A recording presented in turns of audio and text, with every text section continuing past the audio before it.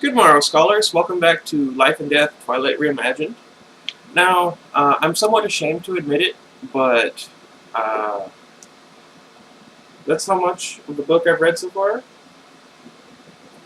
I went from page 50 to 170, it turns out, in less than a day, in that I read it during my lunch and my break at work.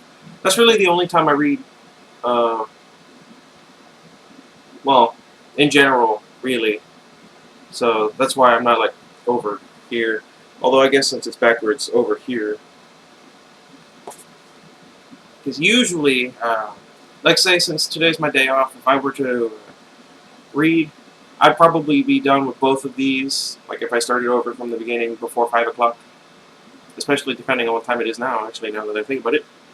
Okay, never mind. It'd be more like 3:30. And that's with a lunch break where I go and get something to eat. Probably McDonald's. Well, actually, no, I haven't liked McDonald's for a while.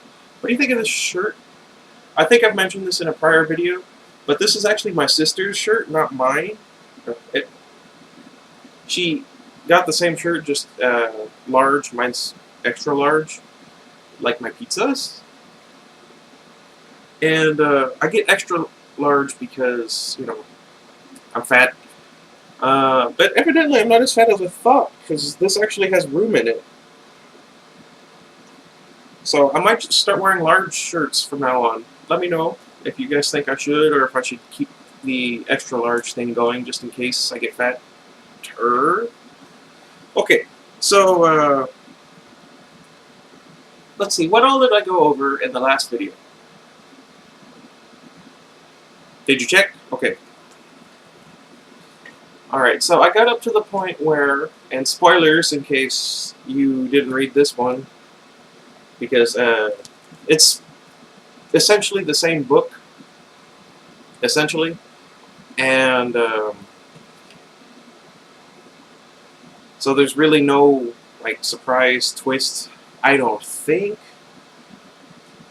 When I was checking to see how many pages were in the book, because I have 175 pages to go, I accidentally read the last line in the book, so I don't know if it's going to be the same ending, if Stephanie Meyer might want to do the entire series over in such a way as this. Also, my friend Andrew, you guys remember from Magic Time with Andrew, he says this is a very good looking apple. And I have to agree, it is very lovely. The red one, interestingly enough, I don't like as much. I mean, I don't like apples in general, but I feel like the color and the shading and everything doesn't look as good on the red apple as it does the green one. And I'm not sure why that is, because the shading over here makes this apple look more like a donut. And this one looks more like a peach. Anyway, that's not what's important. Anyway, I got to the part where Edith reveals her glittery skin, and I mean, I knew what was coming because I've seen the movie, and well, I read every other book, so that wasn't so much a big thing. But I was thinking about it, and a lot of people, one of their main concerns with just vampires in Stephanie Meyer's universe is the fact that she gave them every single strength you could possibly imagine and no weaknesses whatsoever from any mythology whatsoever. And personally, I have to agree. For instance, in Bram Stoker's Dracula, although he has black magic, vampire strength, and speed, and other such things, he could even control the weather, for instance, and could turn into a horde of rats. I think that's what you call a group of rats. Let me know down in the comments if that's what it is or not. Even though he could do all these amazing things and raise the dead, he spends the entire book running away from the human antagonists. or protagonists. I've never actually read it. I'll read that one next. How's that sound to you guys? Forgive me? But even though he was so incredibly powerful, he still had no choice but to run away from the pursuers. And I liked that, number one, because it shows that even though he can do all these amazing things, he knows that if even one person knows his secret, it's all over for him. With Stephanie Meyer, she made them strong, she made them fast, she made them every possible thing you can imagine. Oh, but this would be a perfect time to mention. In Stephanie Meyer's universe, the venom that turns vampires into vampires, or I guess humans into vampires, makes them white. No matter what their ethnicity was, it makes them white. Now, I almost understand, light is good, white usually means light, and the vampires, for no reason, are supposed to be, what would you call it? Allegory for angels. And I could almost understand that. Except there's very unfortunate implications there. Like, you can only be perfect if you're white, or only white can be perfect. And if you're black, Hispanic, I'm gonna say Hispanian. If you're Asian, if you're Jamaican, if you're South African, if you're Swedish with a tan, Eurasian, an Aboriginal. I'm not sure what the word would be. Anyway, no matter what you were, you would be turned white upon becoming a vampire, and that would mean you're perfect. There's a problem right there, and if you don't see it, it's because you're white and you choose to ignore it. No offense, I don't mean to be racist, but I am. I've never once denied that I'm racist. In fact, I ask the question all the time, can I really be racist if I treat everyone exactly the same? If I see anybody, it doesn't matter what, I'm going to assume that they're going to either rob me or stab me or shoot me. I'm very antisocial. I think we've gone over this in regards to this book. I just assume that everyone's out to kill me, and so far that's kept me alive. I don't keep my back to the door. I don't ever not look behind me. It made me nervous. I'm very paranoid. Not quite Batman levels of paranoid, but I think I'll get there one day. Okay, so I think that's enough about race relations and Stephanie Meyer's lack of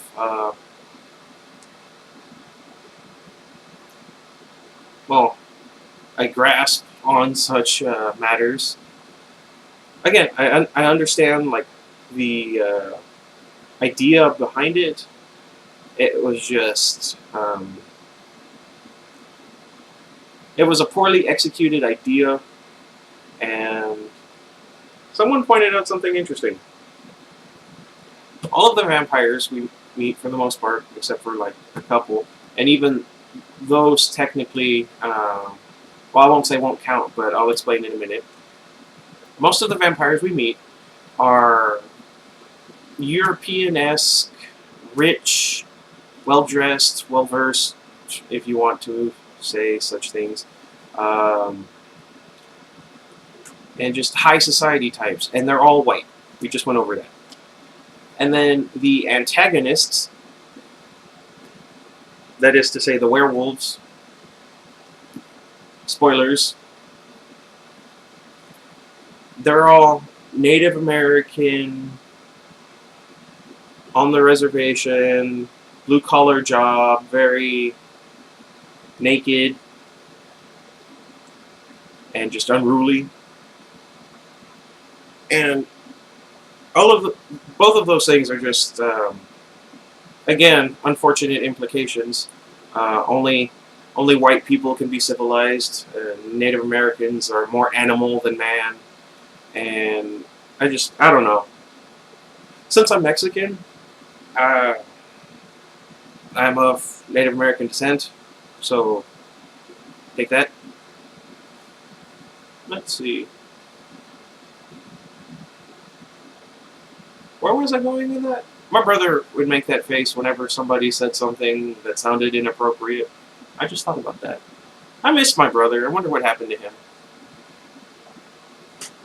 Okay, so I read the first chapter of Life and Death Twilight Reimagined yesterday, and I thought for my 200th video, I would do something very special in regards to probably this one. And hopefully I can get that filmed today, and I will have it up tomorrow.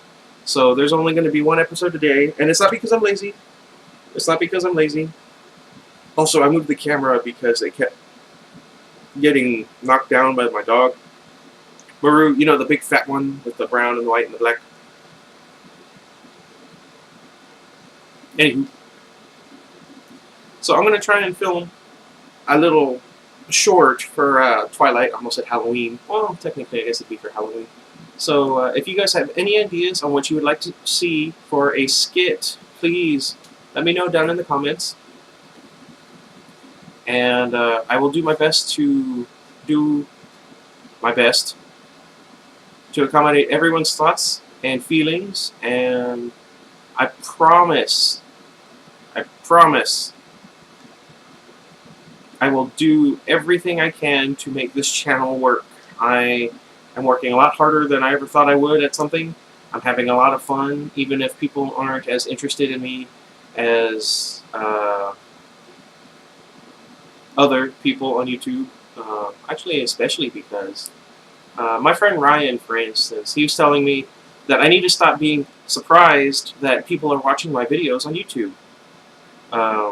Number one, because I'm putting videos up on YouTube in the first place, but also because, as he put it, and it's kind of hard to wrap one's head around it after beating yourself up so much, because I'm a good guy, I'm a fun guy, I'm the right amount of awkward, I'm strong, like mentally, not just physically. Why did I do that? I'm smart, I'm intelligent, I'm a hard worker, I'm genuine, and I'm a bit of a goofball. And that I need to stop telling myself that I'm an idiot, I'm dumb, I can't ever do anything right, all this stuff. And I really needed to hear it yesterday. And I think that's why I'm working so hard on this, is because, not because I'm getting validation from my friends, but because it's making me a much stronger person than I was a year ago, or even a month ago. I mean, 200 videos.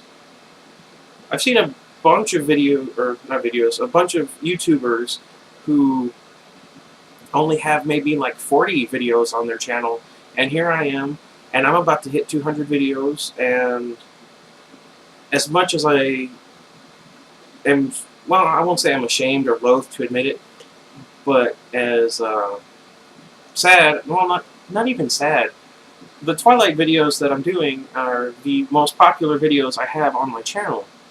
And I feel like that this is going to be somewhere good, because I used to love to read all the time, and then naturally, you know, my friends back in like high school or even at work would always complain about me reading a book every day and not being more vocal or a part of the conversation as everybody else.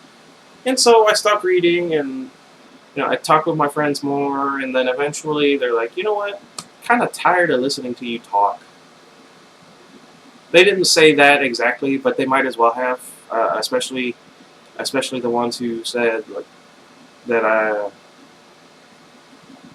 I talk too much now, and they kind of preferred when I was quiet. So, I mean, it's kind of upsetting that this will be like the first major series that I'm reading for the channel. If you guys want to see me do videos on Game of Thrones and all the other books in that series, I'm about to finish it. So I'd love to go over some things, some ideas, some theories, and just have some fun with that. But I've rambled on long enough. So let me know if you guys would prefer that I do a skit based on Life and Death Twilight Reimagined, or if you would prefer that I do a skit based off of Twilight. And hopefully I'll have at least half of it recorded by today. And who knows, maybe with a little luck I can get enough filmed today that I don't have to wait until tomorrow to upload it, and we can have 2 videos a day coming your way. That is when they say, no, I messed up the line. No, that was it. That was a reference to Shady Penguin. For those of you that don't know, go check out his videos. He's a lot of fun. I'll put a link in the description to his channel. And Mark's too, and Jack. I like that I talk about them as if I know them personally. That makes me sad. Alright, like I said, I've rambled on long enough. Thanks you guys for watching. Let me know what you guys think I should do. And until next time, goodbye everybody.